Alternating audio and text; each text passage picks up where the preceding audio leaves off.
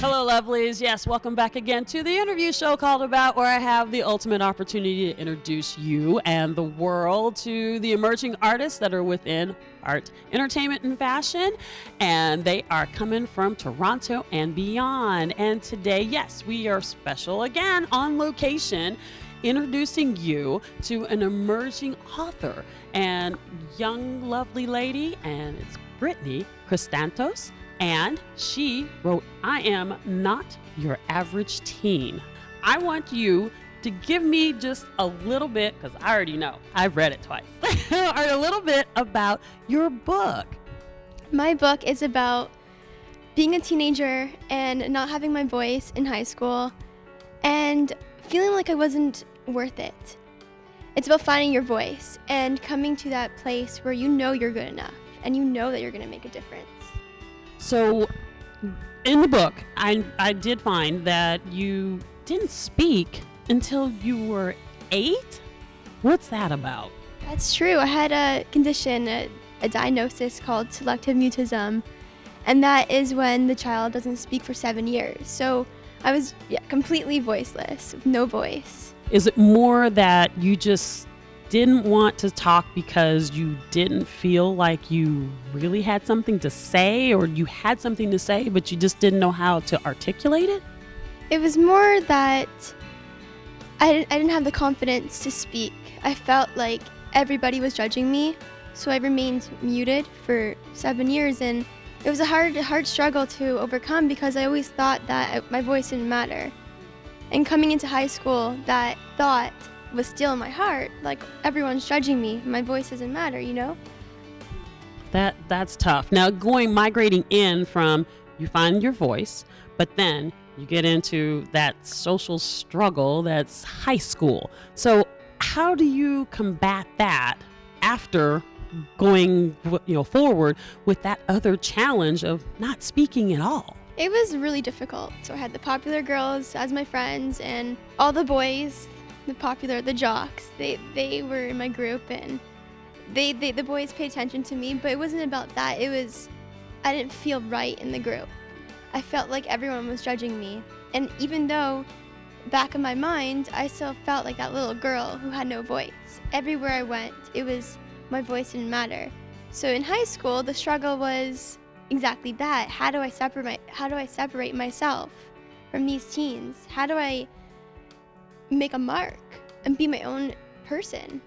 What was your that spark of saying, you know what, I'm gonna write a book? The spark definitely was knowing that there's so many other teenagers going through the same pain and the same struggle that I had to go through. And even walking in the hallways, one day I was walking in after my math class, I think it was, and I saw like teenagers crying and drama and fighting, and I looked at them and I thought about the pain that I'm going through and the pain that I felt. And I looked at them and I said, I gotta write this book for them, for myself, for the teachers who create the pain. And it was that moment where it touched me, because that pain I went through, it was so bad, and I knew there's so many other people going through that exactly right this moment. Now, when I was reading the book, I ran across the one that kind of resonated me was your letter to your younger self. And there was just this passage of where you were saying that, I just don't know how we're going to get through it, but you got through it. I mean, you were your own cheerleader. So how did you do that? How did I do it? It was pretty hard. There was nights where I cried myself to sleep. And there were moments where I looked outside and I was like, why am I living? But I did it because I had that strength within me and I felt it. And I said, I went through so much, and I can keep going through more.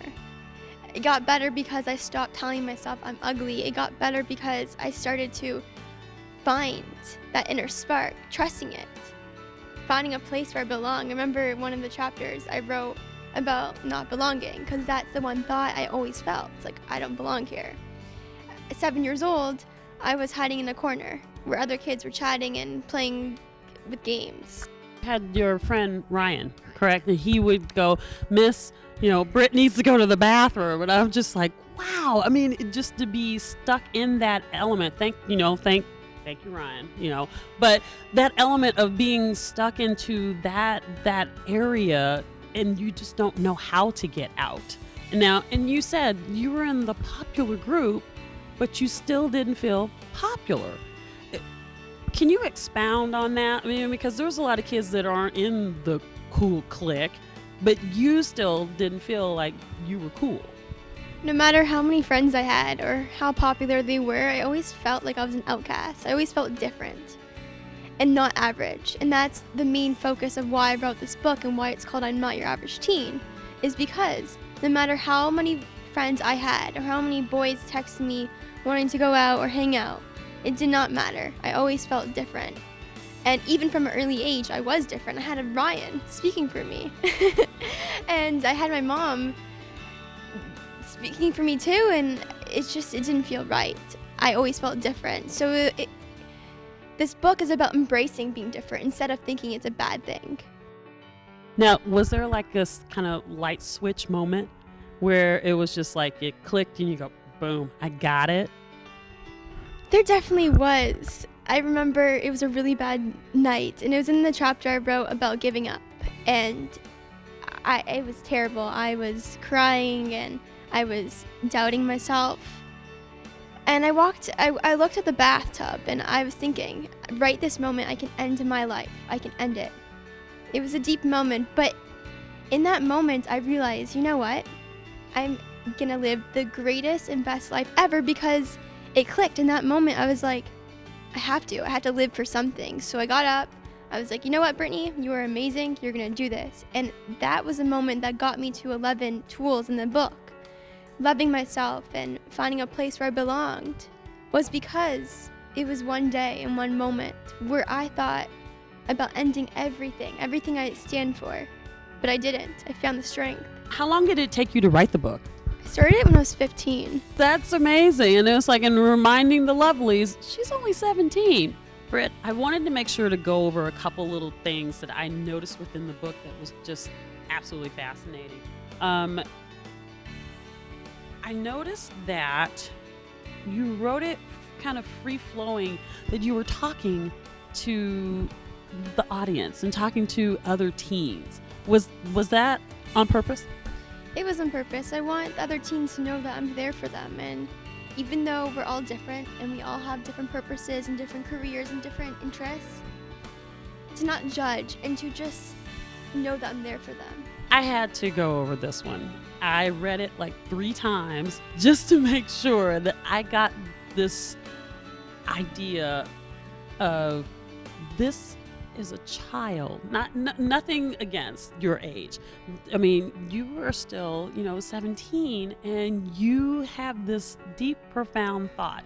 Lovelies, bear with me. I want to read this to you. If you're holding back anything that makes you unique from your friends, consider changing your friends.